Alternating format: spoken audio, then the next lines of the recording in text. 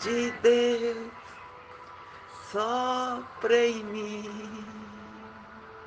Aleluia. Quantos querem? Quantos querem que o vento do Espírito sopre? Aleluia. Louvado seja o teu nome, Senhor. Nós clamamos por ti, Senhor. Age no nosso meio, Senhor. Aleluia. Minha oração é para que o vento de Deus sopre sobre a tua vida nesta manhã, enquanto você ouve a palavra. E que o Espírito Santo de Deus te batize. Aleluia. Batiza-me com teu fogo. Batiza-me, Senhor. Santo, Santo Espírito.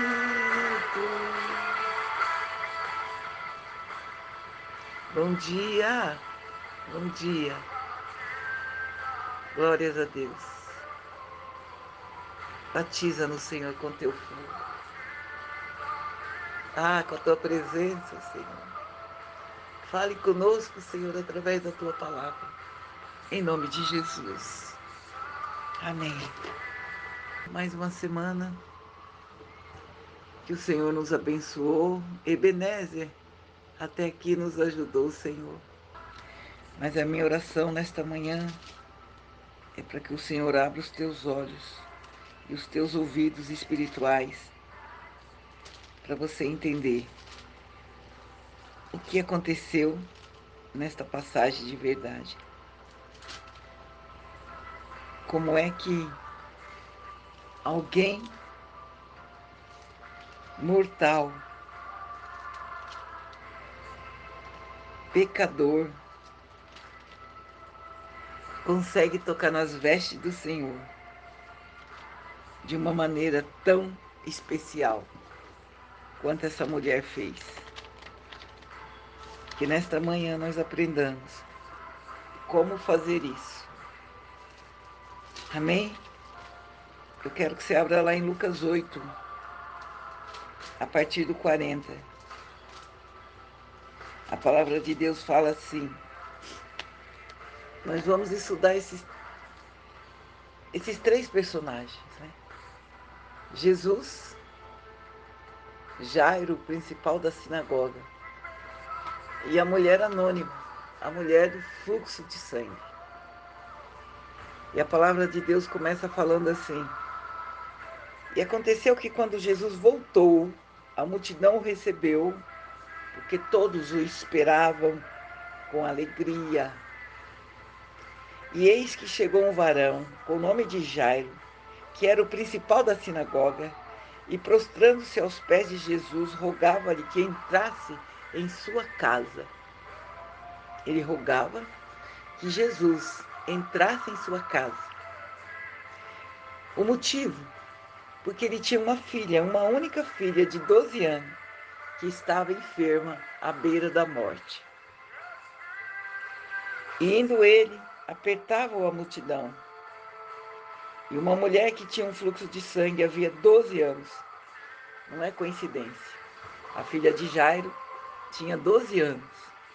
O Senhor estava indo para a casa de Jairo, curar essa menina de 12 anos. No caminho, ele é interpelado por uma outra situação. Uma mulher que havia 12 anos sofria, padecia de um fluxo de sangue, de uma hemorragia contínua, dia e noite, noite e dia. E ela já havia gastado tudo que ela tinha, todos os seus bens, todos os seus haveres, com os médicos, porém nenhum pudera curá-la. E chegando por trás dele, note, Jairo chegou pela frente, ela chegou por trás. E você vai entender ao longo da ministração o porquê. E chegando por trás dele, tocou na orla de suas vestes. E assim que tocou, o fluxo de sangue cessou. E disse Jesus: quem é que me tocou? E negando todos, disse Pedro aos que estavam com ele: Mestre, a multidão te aperta, te oprime, e dizes: quem me tocou? E disse Jesus: alguém me tocou, porque bem conheci que de mim saiu virtudes. Algumas versões falam: eu senti que de mim saiu poder. Aleluia. Então, vendo a mulher que não podia ocultar-se, ela não podia sair dali da mesma forma, aproximou-se tremendo e temendo, prostrando-se diante dele, declarou diante de todo o povo a causa que lhe havia tocado e como logo sarara. E ele disse: tem bom ânimo, minha filha, a tua fé te salvou. Vai em paz. Estando ele ainda falando com esta mulher, chegou um da casa do príncipe da sinagoga, dizendo: a tua filha já está morta, não incomodes mais o mestre. Jesus, porém, ouvindo, respondeu-lhe dizendo: não temas, Jairo, crê somente e será salva. Aleluia, aleluia, aleluia. E entrando em casa, ninguém deixou entrar senão a Pedro, Tiago e João, e ao pai e à mãe da menina. E todos choravam e pranteavam, e ele disse: não choreis, não está morta, mas dorme. E riam-se dele, sabendo que estava morta. Mas ele, pegando-lhe a mão, chamou, dizendo: levanta-te, menina. Aleluia. E o seu espírito voltou. E ela logo se levantou.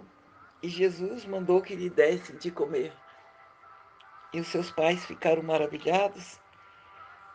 E eles lhe mandou que não dissesse isso a ninguém. Não dissesse a ninguém o que havia acontecido. Aleluia. Eu gosto muito de ler essa passagem em Marcos também. São pouquíssimas diferenças. Mas aqui em Marcos, ele diz que Jesus estava voltando de barco para a cidade, né?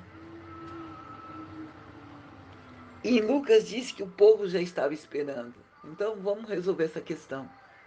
Jesus havia saído de Jerusalém, da Judéia, porque ali ele não foi recebido, e ele veio de barco para a área de Sidom e Tiro.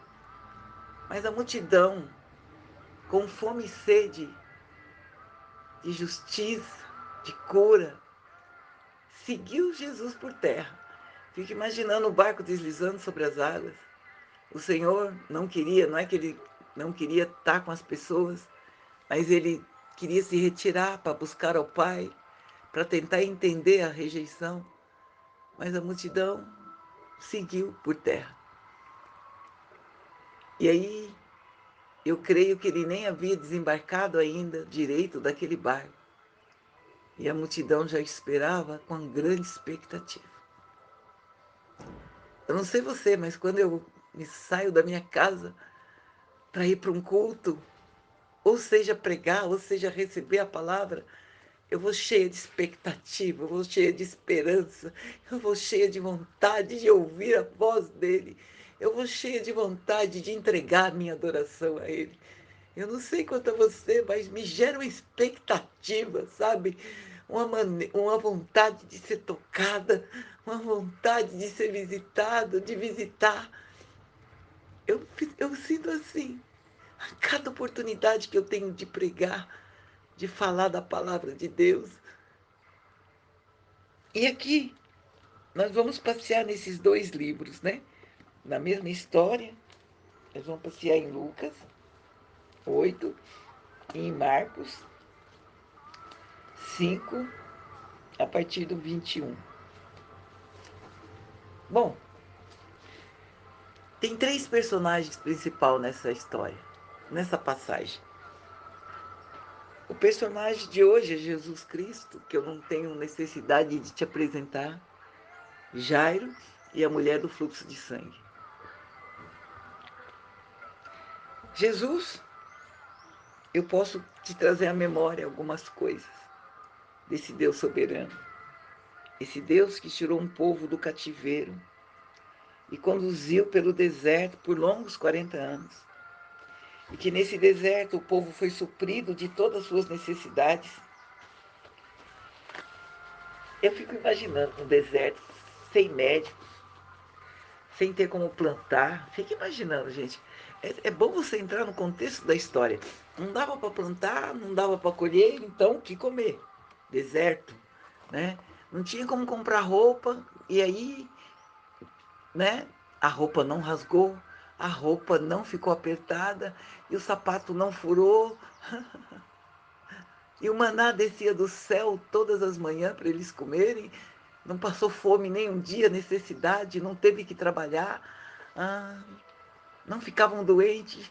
As mulheres engravidavam, os filhos nasciam, elas ficavam bem. Que mais?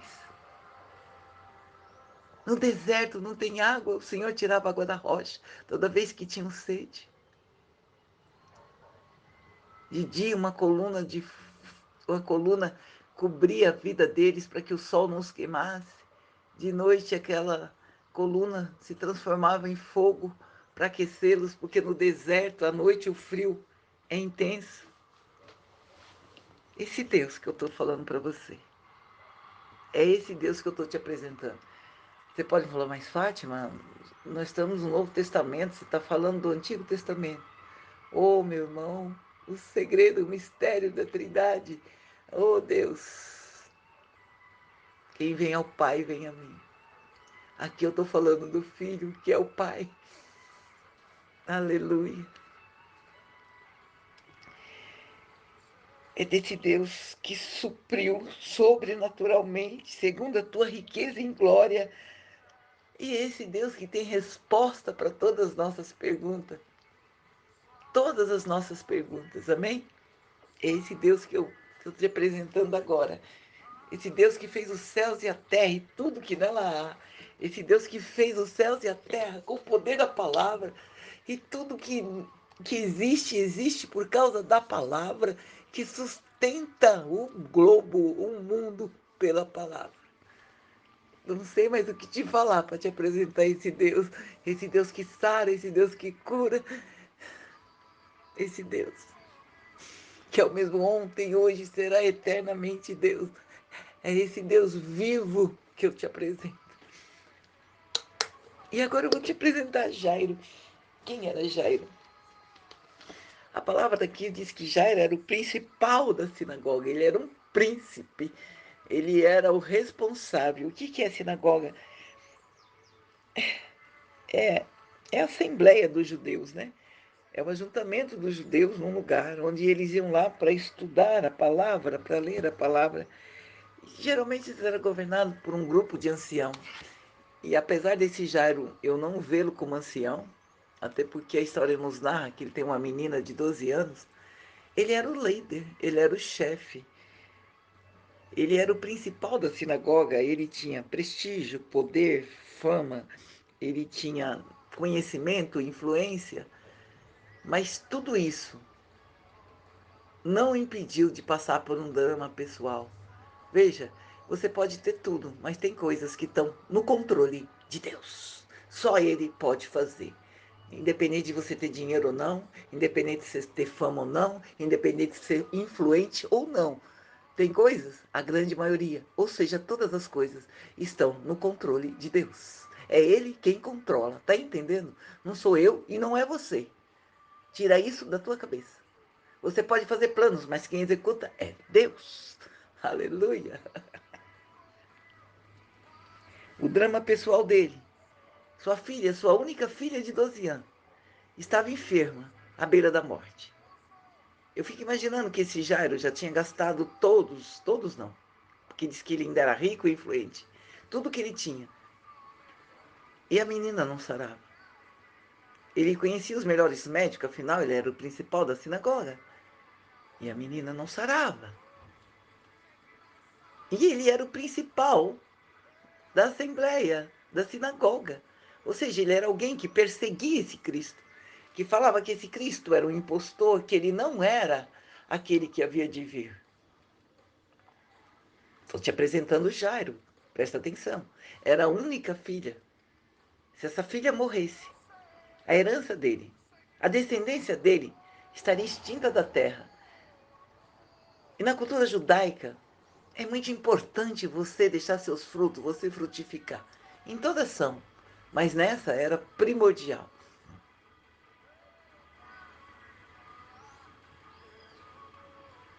Entendeu?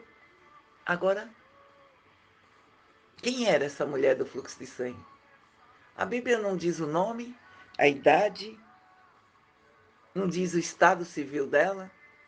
Apenas relata que ela era uma mulher que tinha um fluxo de sangue, com o qual padecia já há 12 anos. Há 12 anos. E que havia perdido, gastado todo o seu recurso com essa enfermidade.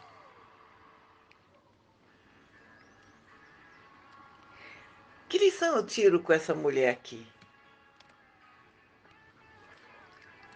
Por 12 anos, ela não desistiu de ser curada. Então, não desista no primeiro não que você receber da vida. Não desista no primeiro diagnóstico de que não tem cura. Não desista. A última palavra vem de Deus.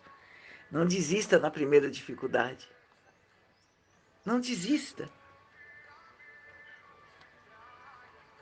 na primeira decepção. Não desista. Eu confesso para você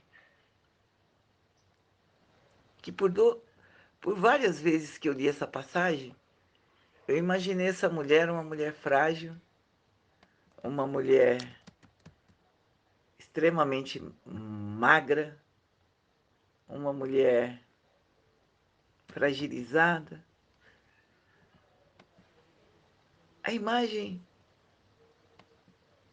de um fracasso. Mas hoje, quando eu comecei a desenvolver essa palavra, eu falei, será que eu teria fé por 12 anos para resolver uma situação? Será que a minha fé atingiria a esse nível? Porque, veja, por 12 anos ela não desistiu de procurar os médicos, por 12 anos ela não desistiu de ser curada, por 12 anos ela não se acomodou. A Bíblia fala que ela fez isso até não ter mais recursos. Então, o que eu tiro de lição dessa atitude dessa mulher é que ela vivia por fé e não pelo que ela estava vendo. A fé que ela tinha não deixou prostrada. Ela não desistiu por 12 anos do desejo de ser curada. Você já desistiu de ser feliz? Você já desistiu de se casar novamente? Você já desistiu de estudar? Você já desistiu do teu filho? Você já desistiu da sua família? Pensa aí. Você já desistiu da sua fé?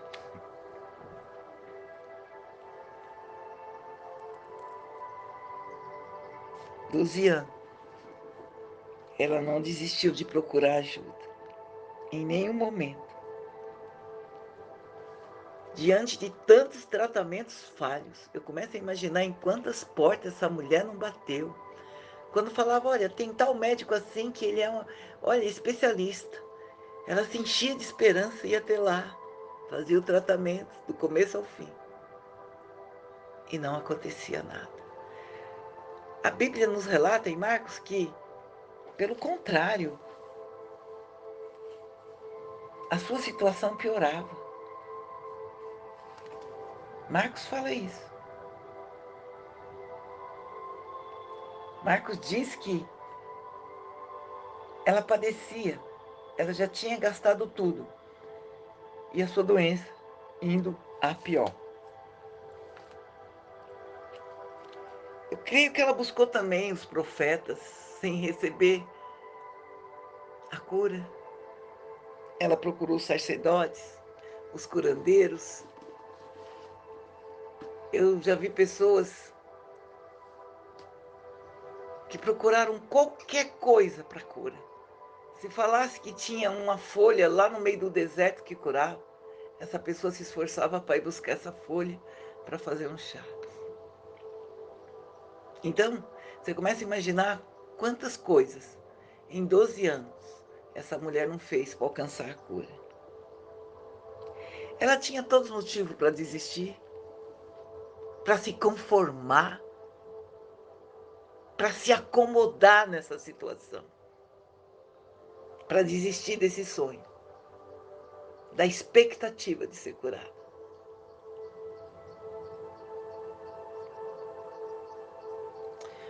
Mas não era só a doença física que essa mulher tinha.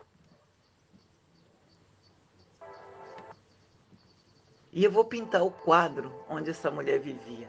Eu vou te falar um pouco da cultura de onde essa mulher vivia e o que eles pensavam religiosamente a respeito desse fluxo de sangue. Em Levítico, no capítulo 15, se você abrir lá, Levítico 15 é o livro da lei, das leis. Você lembra? O povo estava no deserto, não tinha governo, não tinha secretarias, não tinha nada. Então, era preciso se instituir leis para que aquele povo tivesse regras, tivesse ordem para viver. Em Levítico 19, ele vai falar sobre os fluidos, né, do corpo. 19 a partir, versículo 15, a partir do 19, vai falar assim: E guardareis os meus estatutos, não permitirá que se ajunte misturadamente. Perdão, estou lendo no 19. É o 15, a partir do 19, que fala assim: Mas a mulher, quando tiver um fluxo, e o seu fluxo de sangue estiver na sua carne, estará 7 dias na sua separação, e qualquer um que a tocar será imundo, até a tarde. E tudo sobre o qual ela deitar durante essa separação será imundo, e tudo sobre o que assentar será imundo, e qualquer que tocar na sua cama lavará suas vestes, se banhará com águas e será imundo. Eu não vou ler tudo para a gente não se estender, mas se você quiser, leia do 19 até o final, para você entender o que significava, mas eu quero falar isso aqui para você. A mulher, no período menstrual dela, naquela época, naquela região, naquela cultura, ela era considerada imunda. Ela era separada durante o período de menstruação e até 7 dias após. Eles acreditavam que, mesmo acabando o fluxo, por 7 dias ela ainda continuava imunda. E essa mulher era colocada numa quarentena. Você sabe já o que é uma quarentena, né? Quais são os pesos de uma quarentena? E essa mulher, as mulheres normais, eram colocadas em quarentena todo mês, por no mínimo 12 dias. Sem ter contato com ninguém, sem ter como abraçar os filhos, o marido, sem ter como falar com ninguém. Mas tudo bem, eram por 12 dias. O resto do mês, elas podiam fazer o que elas queriam. Note, no lugar que ela sentava, ninguém podia sentar. Naquilo que ela tocava, ninguém podia tocar. Era imundo, era considerado imundo.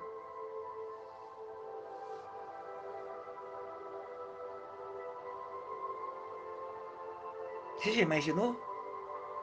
Essa mulher que eu estou falando aqui, há 12 anos vivia essa situação. Há 12 anos. Ela vivia esse isolamento. A Bíblia não fala se ela era casada, se ela tinha filhos. Mas se ela fosse casada, provavelmente o marido dela já tinha outra esposa. Porque, note, por 12 anos ela não poderia ter se deitado com ele. E se ela tivesse filho antes dessa hemorragia acometê-la, ela não ia poder educá-los, abraçá-los, acariciá-los. Como eu te falei, a Bíblia não conta qual que era a situação desta mulher.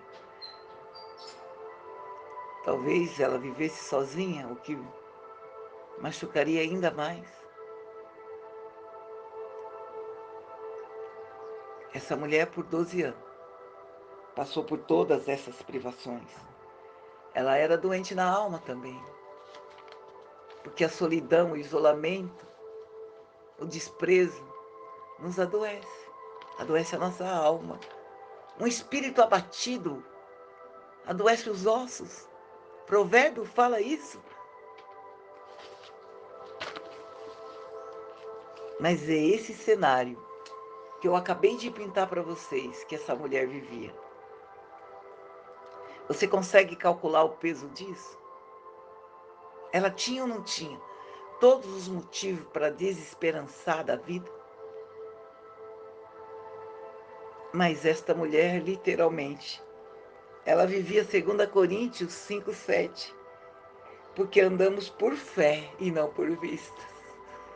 Ela andava por fé e não por aquilo que os olhos carnais dela estavam vendo naquele corpo enfraquecido dela. E eu fui pesquisar algumas curiosidades. Quem está acostumado comigo sabe que eu quero me aprofundar um pouco mais em cada assunto. Isso aqui é só para conhecimento, tá bom? Não está na Bíblia. Foi uma pesquisa que foi feita na Folha de São Paulo em 1993, ou seja, há 37 anos atrás. Não é tão longe assim. Mas aqui foi publicado alguns tabus ainda encontrados em algumas culturas, até hoje, a respeito desse fluxo menstrual. Nas tribos de Uganda, qualquer vasilha tocada por uma mulher menstruada deve ser destruída imediatamente. E isso até há 37 anos atrás, tá, meus queridos?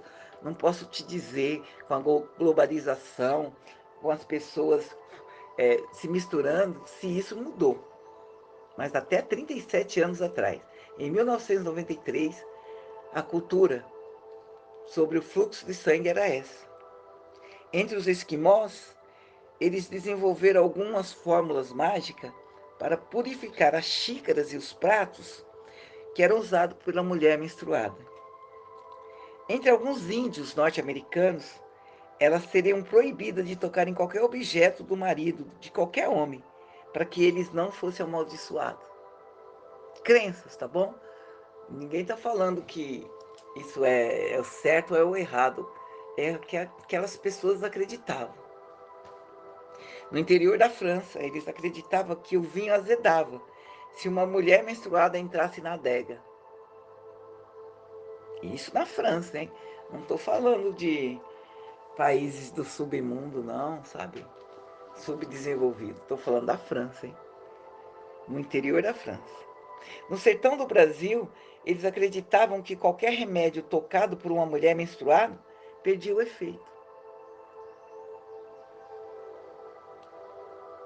A mulher menstruada, em algumas culturas, elas eram impedidas de dar mamadeira para a criança, colocar galinhas para chocar, fazer a cama de recém-casados, guardar frutos para amadurecer. Crendices, né? Mas era o que eles acreditavam. Isso nos dá uma ideia de que esse período, né? Eu começo a pensar, ele é amaldiçoado, né? Pelo fato de que essa menstruação fosse uma negação da vida. Ou seja, uma vida que deveria florescer e que não aconteceu. Tá entendendo? Qual foi quando o Senhor criou a terra e de multiplicar? Então, subentende-se que qualquer relação seria para fecundação. Na época, Prince, não existia nenhum método para evitar uma gravidez. Por isso que as pessoas tinham tantos filhos. O método natural talvez eles não usassem. Um dia eu vou falar sobre isso, está lá em Levítico. Então, sei lá o que envolve isso. Mas eu fico pensando que talvez seja isso. Uma vida que deveria ser fecundada e não foi. E está sendo jogado fora.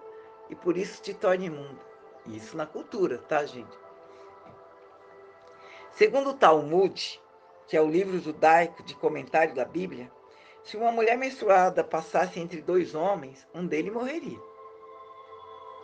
Se ela estivesse no final do fluxo, eles apenas iam brigar violentamente. Note, isso faz parte da pesquisa, tá? Não está na Bíblia. Em alguns lares islâmicos, a mulher menstruada é posta para fora de casa e dorme numa cabana feita no quintal. Aqui no Brasil, entre os índios guaranis, a primeira menstruação da índiazinha, as meninas eram costuradas em uma rede e ficavam presas ali por 3 dias ou mais em jejum. E mesmo diante desse ambiente, vamos voltar para a nossa mulher do fluxo de sangue. Acabou a pesquisa, tá? Mesmo neste ambiente, onde tudo era desfavorável a ela, essa mulher não desistiu de viver a sua cura. Aleluia. Existia uma multidão que esperava ansiosamente a chegada de Jesus. Lembra? Que a gente começou dizendo que em Lucas, que a multidão esperava. Em Marcos, que o Senhor estava voltando para essa banda de barco. Então, eu começo a viajar na minha maionese, que eu já falei para vocês que eu viajo muito. O Senhor estava desembarcando daquele barco. Eu creio que ele nem colocou os pés na areia. E Jairo, o príncipe, o principal da sinagoga, o importante, o influente, o que tinha prestígio, conseguiu ir até Jesus. E ele conseguiu verbalizar com Jesus. Ele conseguiu ter 1 minuto, ele e Jesus. A multidão ficou à parte, porque por onde Jairo passava, a multidão parava, abria caminho. Afinal, ele era o principal da sinagoga. E por causa desse título, ele conseguiu chegar até Jesus e verbalizar o que ele precisava do Senhor. A Bíblia não relata que houve um diálogo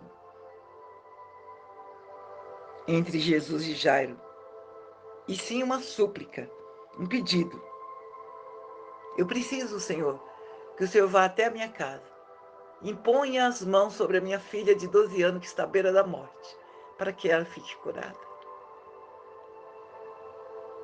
Jesus não perguntou, não questionou, nada. Aquele homem era um ascético. Na realidade, ele perseguia Jesus. Ele era o chefe da sinagoga dos judeus. E a grande maioria judaizante que perseguia Cristo, que não acreditava que ele era o Messias. Mas aquele homem, quando se viu numa situação a qual ele, na força, no poder, no dinheiro, não podia resolver, foi até Jesus.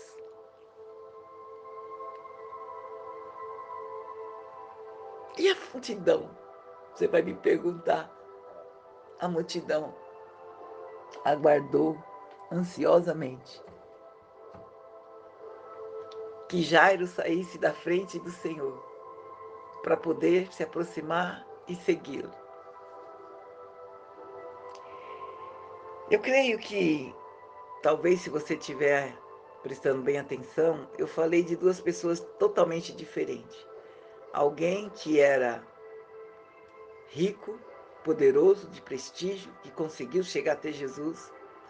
E falei de uma pessoa que era desprezível, pobre, doente, imunda e colocada à parte. Talvez agora você esteja falando, acontece com Jesus da mesma forma que acontece hoje.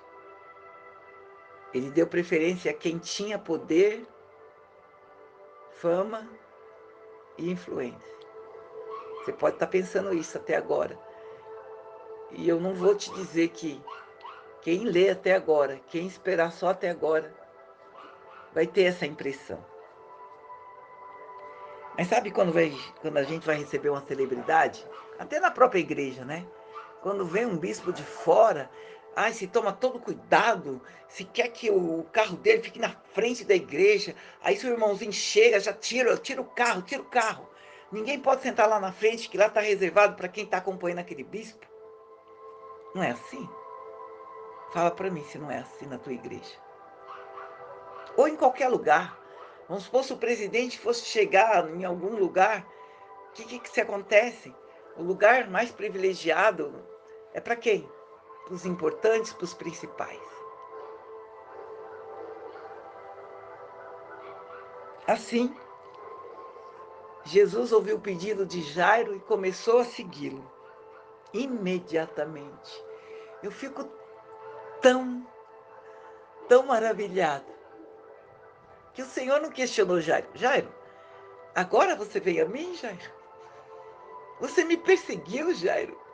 Você disse que eu era um falso profeta? Jesus está sempre de braços abertos para nos receber. Quando a gente reconhece a grandeza, o poder e a autoridade do nome dele, ele esquece tudo aquilo que você falou, tudo aquilo que você pensou, ele te perdoa. E aqui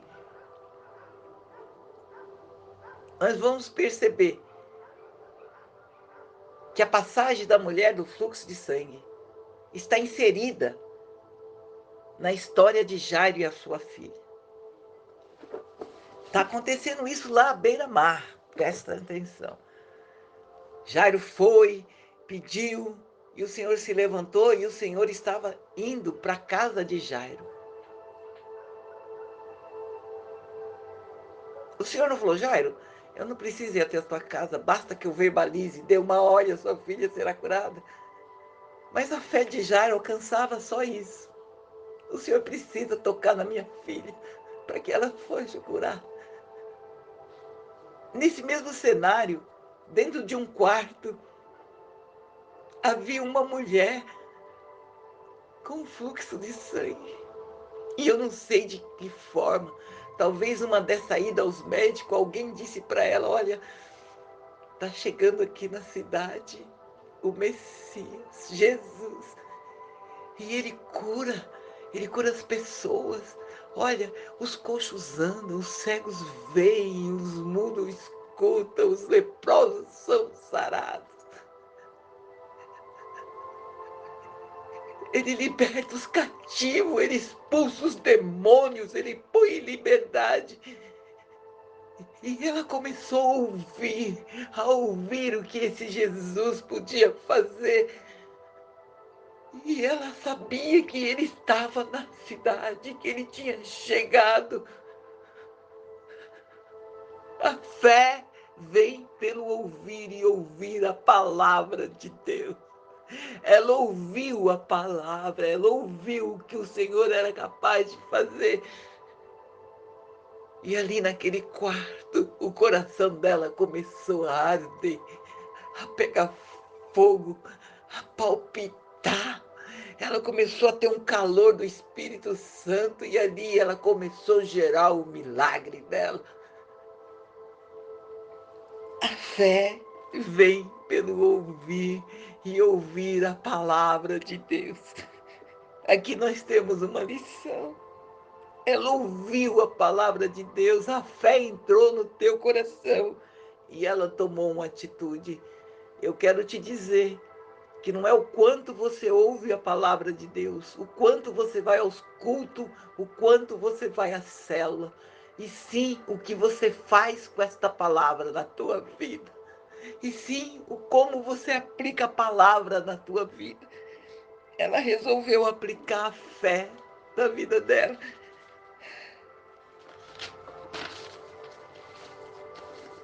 Mas havia vários impedimentos para ela colocar a sua fé em prática. Você lembra? Ela não podia estar em público. Você lembra? Ela estava fraca demais para disputar com aquela multidão e chegar até Jesus. Você lembra? Ela não podia tocar em ninguém, porque em quem ela tocasse ficaria imundo. Meu Deus, quantas barreiras, Senhor, para chegar. Mas o coração dela continuou a pegar fogo, a palpitar. O corpo dela parecia uma chama de fé. E ela falava no teu espírito, se eu ao menos tocar na orla dele, eu serei curada. Eu serei curada. Eu não preciso de que o Senhor olhe para mim e me dê atenção. Ele não precisa nem me perceber. Se eu tocar nas orlas dele, eu serei curada. Gera o seu milagre aí agora. Gera o teu milagre. Foi isso que ela fez, ela gerou o milagre dela. Antes de estar no chão, tocando nas orlas dele. Que esforço é esse? Que fé é essa?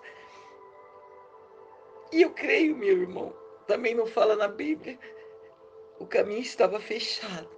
Ela teria que vencer essa multidão.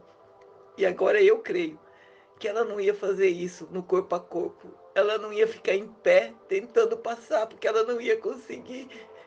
Ela não ia ter força. Ela ia tocar nas pessoas, as pessoas iam ficar imundas. Então eu creio que ela se disfarçou. Ela colocou um lenço na cabeça, um óculos grande e saiu. E saiu da casa dela com um milagre gerado no coração.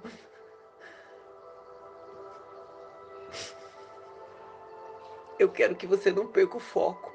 O Senhor estava indo para a casa de Jairo. E aí entra a minha imaginação de novo. O Senhor era cercado sempre por os 12 discípulos. Então aí ele já tinha uma escolta de 12 pessoas. E se juntou com a escolta de Jairo, porque Jairo, o principal da sinagoga, provavelmente não andava sozinho. No mínimo tinha 3, 4 homens com ele, no mínimo. Então Jesus estava em uma fortaleza de homens que estavam protegendo, mas mesmo assim a multidão o esmagava. Então começa a sentir a pressão dessa multidão. Como é que esta mulher passaria? Eu creio que ela deitou no chão e foi se arrastando, para que ela não fosse percebida. Ela abriu espaço no meio dos pés daquelas pessoas que estavam tão preocupadas em ver Jesus, que não ia perceber alguém passando por baixo dos pés. Foi pisoteada, comeu poeira.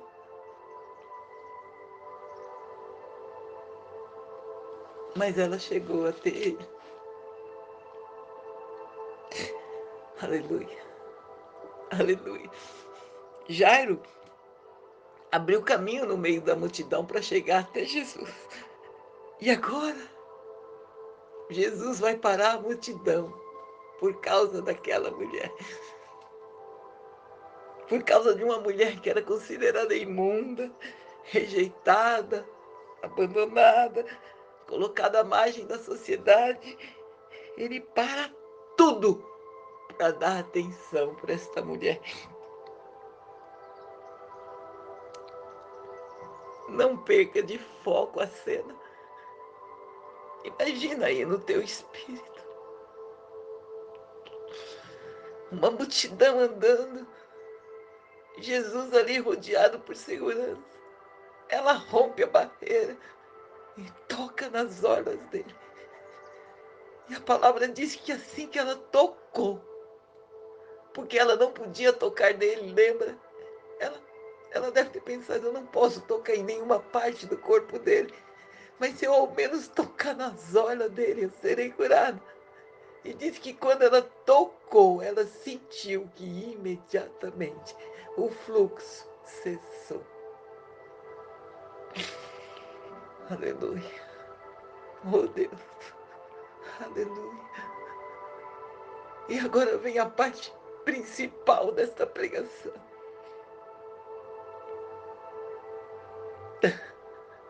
No meio desse toque, o Senhor tem o seu... O Senhor tem o seu estado alterado. Porque ele fala, quem me tocou? Pedro, né? O mais bravinho, o mais racional. Ah, Deus. Ah, Senhor Jesus. Tem uma multidão aqui tocando, eu toquei, todo mundo tocou. O senhor acha? Quem vai? Quem? Como? Que pergunta é essa, mestre? E Jesus vira e fala assim, Pedro, você não está entendendo, Pedro. Alguém me tocou de maneira diferente, porque de mim saiu poder. Porque de mim, Pedro, saiu virtude involuntariamente. Note, o Senhor tocar nas pessoas e elas serem curadas era o normal, era a natureza dele. Ele era cura, o nome dele é cura, é saúde. Mas agora é diferente. É a doença que toca nele e na mesma hora ela tem que sair. É a fé dessa mulher que acionou o estopim do poder. É a fé dela que gerou um campo de eletricidade que trouxe a cura. É a fé dela. É como ela chegou até ele. Ela não esperou dele para ela, mas dela para ele. Aleluia, aleluia, aleluia, aleluia, aleluia. Deus seja louvado.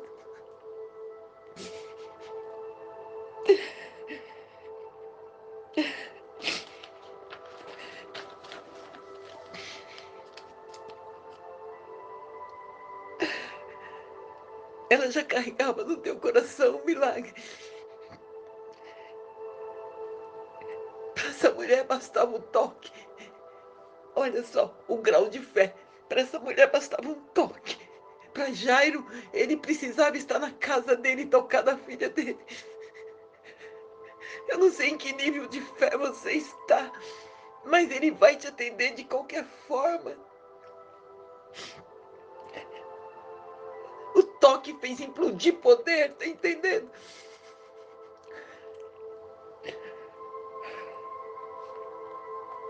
E ela não queria falar, ela não queria se expor. Às vezes acontece isso, né? Com as pessoas que vão para a igreja, recebem o milagre e depois não quer falar. Não, eu não vou me expor, não. Eu não vou falar que eu era uma prostituta. E hoje eu estou aqui no altar do Senhor santificada. E a minha reputação para onde vai? Alguém que era bêbado, drogado e não quer falar. Porque as pessoas que me conheceram depois do vício, depois da minha vida preguiça, vão pensar o quê? Vão pensar que só Deus pode transformar você.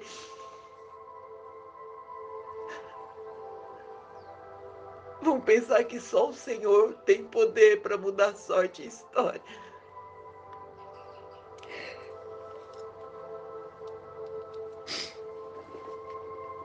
E como não teve como se esconder,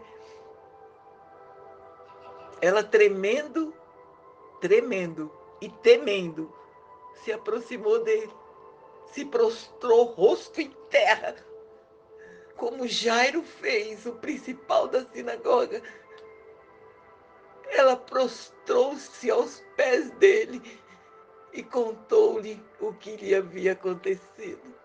Todo joelho vai se dobrar, aleluia. O joelho do importante, do rico, do presidente, dos reis. O joelho do posto à margem, do pobre, do necessitado. Vai se dobrar diante da grandeza do nosso Deus. E foi isso que aconteceu. O Senhor a tomou pela mão, olhou nos olhos dela.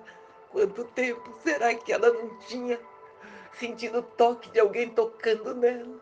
Alguém olhando nos olhos dela e falou: filha, vai em paz, a tua fé te salvou.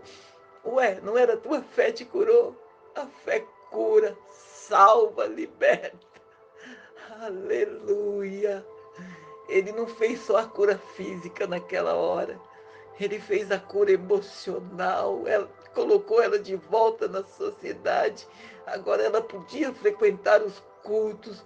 Agora, se ela tivesse marido, ela podia receber um carinho. Se ela tivesse filha, ela podia receber um abraço. Porque nada que o Senhor faz é incompleto. Tudo que Ele faz é completo. Eu quero te dizer que o seu quebra-cabeça está na mão do Senhor. Ele vai encaixar peça por peça até o dia perfeito. Creia e espere.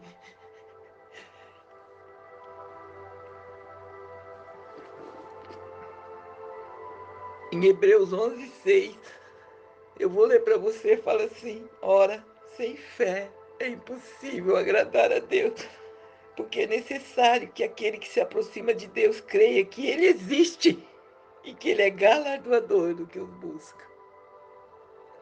A fé desta mulher foi tão intensa que acionou o poder. A natureza do Senhor foi acionada por um simples toque das suas ordens. Nós estamos no meio dessa história, lembra? O Senhor estava indo para a casa de Jairo. E ele foi interpelado por esta mulher. Jesus parou tudo para ouvir esta mulher. Nesse momento, provavelmente Jairo se afligiu. Note, Jairo chegou por frente, pela frente, ela chegou por trás. Jairo começou a pensar: se Jesus demorar muito, o que vai acontecer com a minha filha? Meu Deus do céu! Eu levei Jairo lá em Marta, lembra quando o irmão dela, Lázaro, morreu? E o Senhor chegou no quarto dia, ela correu até Jesus e falou: "Ó, mestre, se o Senhor estivesse aqui, meu irmão não teria morrido." Eu acho que Jairo estava com esse mesmo pensamento: se essa mulher não tivesse parado, Jesus já estava na minha casa. Eu lembro, e eu coloco assim: eu tenho que esperar a minha bênção e me alegrar com a bênção do meu irmão. Aquilo que Deus tem feito na vida dele tem que ser motivo de alegria para mim, porque se fez na dele, vai fazer na minha hora vai chegar. Olha que lição que a gente tira desse pedaço. Aleluia. Mas no meio dessa confusão, no meio desse evento, no meio dessa explosão de poder, chega alguém da casa de Jairo e diz assim no ouvido dele: "Não importunes mais o mestre, a tua filha já morreu." Jesus ouviu. Falaram no ouvido de Jairo. Mas o Senhor, que sabe todas as coisas, ouve os nossos pensamentos, lê os nossos pensamentos. Ainda não há palavra na nossa boca, ele já sabe o que nós vamos falar. Olhou para Jairo e falou: "Jairo, não temas, crê somente e ela será salva." O que já morreu na tua vida? Que sonho você já deixou morrer? Que você já escondeu no fundo do baú? O que você acha que não tem mais jeito? Crê somente. Não temas. Que o Senhor, que ressuscita mortos, ressuscita sonhos, ressuscita a tua vida, ressuscita a tua esperança nesta manhã. Aleluia. Quando Jesus despediu aquela mulher,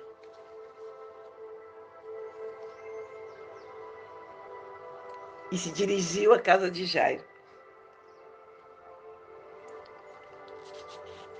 a multidão estava dentro da casa, fora da casa, todos chorando.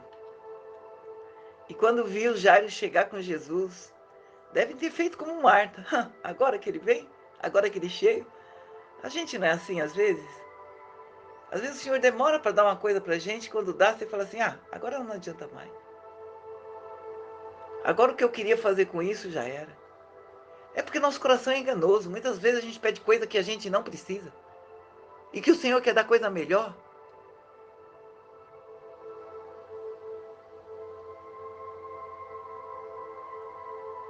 E quando o Senhor chegou e perguntou onde estava a menina, eles falaram: ela já morreu, não adianta ir lá não. O Senhor falou: não se preocupe, ela não morreu, ela dorme. Riram dele. Quantas pessoas já riram dos teus sonhos? Quando você relatava que você ia se formar, que você ia viajar ao mundo, quantas pessoas riram de você? Que você ia se casar e ter filhos, quantas pessoas riram de você? Que você ia formar seus filhos na faculdade, quantas pessoas riram de você? Que você ia pregar a palavra, quantas pessoas riram de você?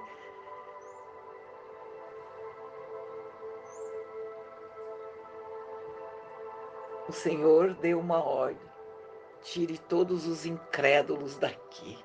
Tire todos aqueles que duvidam. Tire os covardes. Tire os que não têm fé. E aqui me deixa uma lição: ande com quem tem fé, ande com quem te levante, ande com quem te põe para cima, ande com quem acredita em você e naquilo que Deus vai te entregar. Essas pessoas são agentes sugadores. Essas pessoas são pessoas invejosas. Livre-se delas. Rodeie-se de pessoas do bem, de homens e mulheres de oração.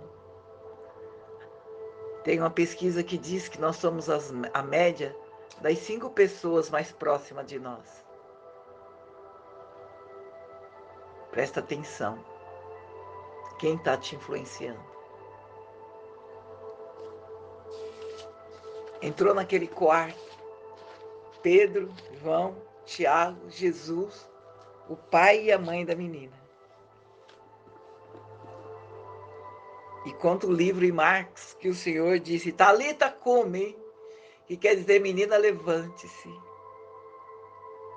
Em Lucas, ele já deu traduzido: menina, levanta-te. E na mesma hora, a menina levantou. Aleluia. Imediatamente. Assim como o toque daquela mulher.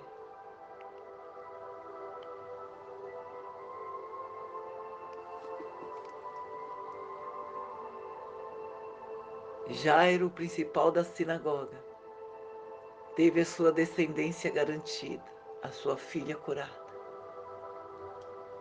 e uma família reestruturada. A mulher do fluxo de sangue pôde ser inserida novamente na sociedade, pôde andar de cabeça erguida. Se fosse casada, poderia estar ao lado do seu marido e dos seus filhos. Você entendeu o que Deus pode fazer nas nossas vidas? Então somente creia, não temas. Algumas lições rapidinho para nós aqui. Primeiro, ela deu-se conta da importância dela. Ela não olhou para a situação dela e não se vitimou, e não se achou coitada, e não se achou fraca. Muitas vezes a gente é assim, sabe? A gente toma os nossos problemas como uma muleta, como uma desculpa. Ela não olhou para as dificuldades. Ah, como é que eu vou para a igreja? Eu não tenho carro. Meu irmão, quando você quer, você sai de um bairro, vai para outra cidade para ouvir um culto. Quando você deseja, você faz isso. Você cria meios. Para de dar desculpas para você mesmo. Para agora de dar desculpa. Olha o que essa mulher teve que enfrentar para chegar até Jesus. Ela podia ter olhado para a situação dela, nenhum médico resolveu, gastei todo o meu dinheiro. Eu não sou digna e nem importante o suficiente para o Senhor olhar para mim. Eu não sou Jairo, o principal da sinagoga. Ele está acompanhado por Jairo, o principal da sinagoga. Será que ele vai dar atenção para mim? Nada disso a impediu de ir até Jesus. Ela dizia para si mesma: se tão somente eu tocar nas orlas dele, eu serei curada. O que eu vejo hoje é que qualquer coisa nos impede de ir até Jesus. O cansaço, o desânimo, uma dor de cabeça, um mal-estar. Eu vou dizer uma coisa para você: os nossos cultos voltou de domingo e de terça-feira a ser presencial. E as pessoas continuam assistindo online. Que desculpa é essa, hein? Não sei. Hoje eu não vou à igreja porque eu estou com dor de cabeça, eu estou cansada, eu trabalhei muito. E eu vou contar um pequeno testemunho aqui. Vocês sabem que eu sou policial e sou plantonista, né? Trabalhei sexta de dia. Não, trabalhei sexta à noite, sábado de dia e sábado à noite. Na manhã do domingo, eu estava vindo, eu ia direto para o culto sempre. Eu saía do trabalho e ia direto para o curso. para o culto. E um dia desses, eu vindo para casa, a minha casa fica depois da entrada para a igreja. No meu coração pensei assim, eu não posso ficar na igreja, eu vou dormir o culto inteiro, eu estou muito cansada. Meu corpo não está aguentando. Eu vou para casa tomar um banho e dormir. E vim, passei direto da entrada da igreja.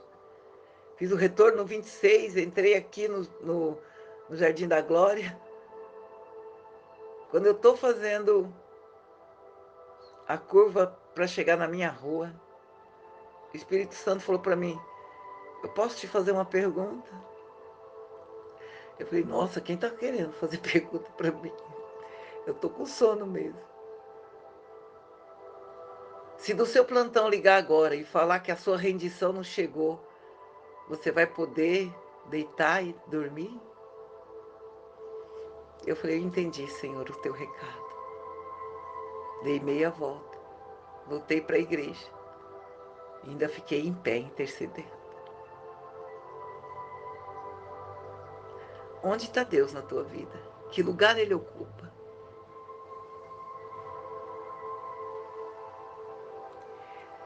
Segunda lição, Jesus foi deixado por último em ambas situações.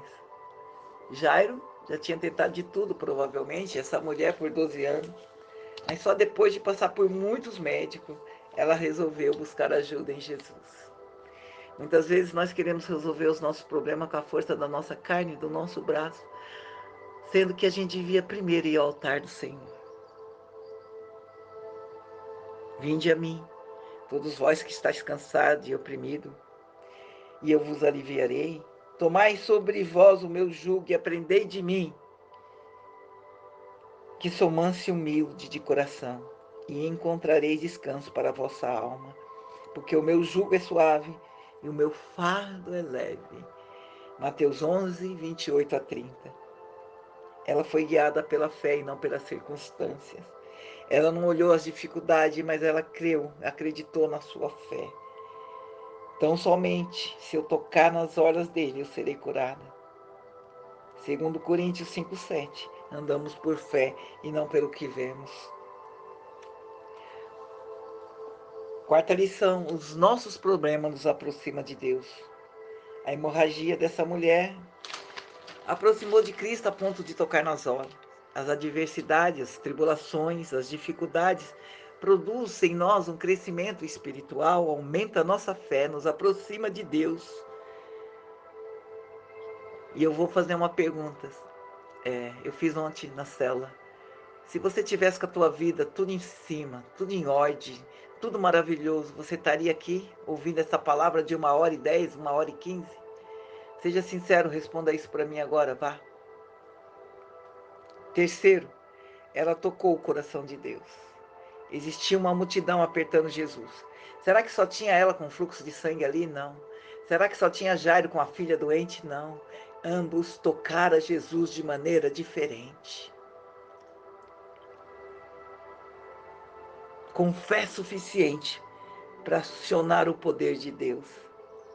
Minha oração nesta manhã é que Jesus toque em você, que você toque em Jesus, para você tocar nas pessoas. Jesus parou a multidão por causa de uma mulher.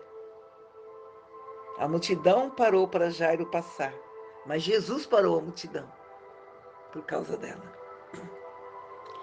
E note o que chamou a atenção de Jesus.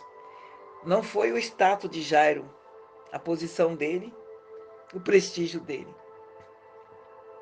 Na realidade, a única palavra que o Senhor falou para Jairo foi: não temas, crê somente. Amém? Note, Jairo, principal da sinagoga, chegou primeiro e foi atendido depois. A mulher imunda, a mulher desprezada, chegou depois e foi atendida primeiro. Para Jairo, Jesus tinha que entrar na casa dele. Para a mulher do fluxo de sangue, bastava um toque na orla dele. Ela tirou força da fraqueza dela. Aquela mulher estava debilitada, fraca, mas investiu a sua força, suas últimas energias para ir até Jesus, para vencer a multidão. Você está com pouca força hoje? Comece a si mesmo. Comece a orar e a buscar o Senhor aos poucos. A orar, nem se for 5 minutos, a buscar a presença dEle com essa pouca força. Porque o meu Deus é especialista em multiplicar forças. Paulo fala, quando eu sou fraco, aí eu sou forte. Creia. Creia tão somente, não tema. A mulher do fluxo de sangue foi chorando e voltou sorrindo e em pé. O Salmo 126, versículo 6 fala assim: aquele que leva a preciosa semente andando e chorando, voltará sem dúvida com alegria, trazendo consigo seus molhos. Aleluia. Que nesta manhã você consiga, através dessa palavra, poder tocar as horas dele. O Senhor possa olhar dos altos céus e ver fé em você. Fé suficiente para materializar o seu milagre. Em nome de Jesus.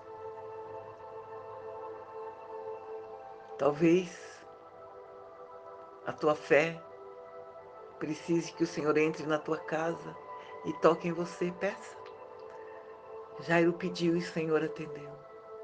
Talvez a sua fé está tão forte. Não precisa vir, Senhor. Se eu somente tocar nas suas orlas, eu serei curada. Verbalize para o Senhor ouvir. Que o Senhor nos abençoe e nos guarde. Guarde a nossa fé. Guarde o nosso coração. Que você tenha um final de semana abençoado diante da graça e da presença do Deus Todo-Poderoso. Olha, Senhor, contempla o rosto do seu ungido nesta manhã. Em nome de Jesus. Amém. E amém, Senhor.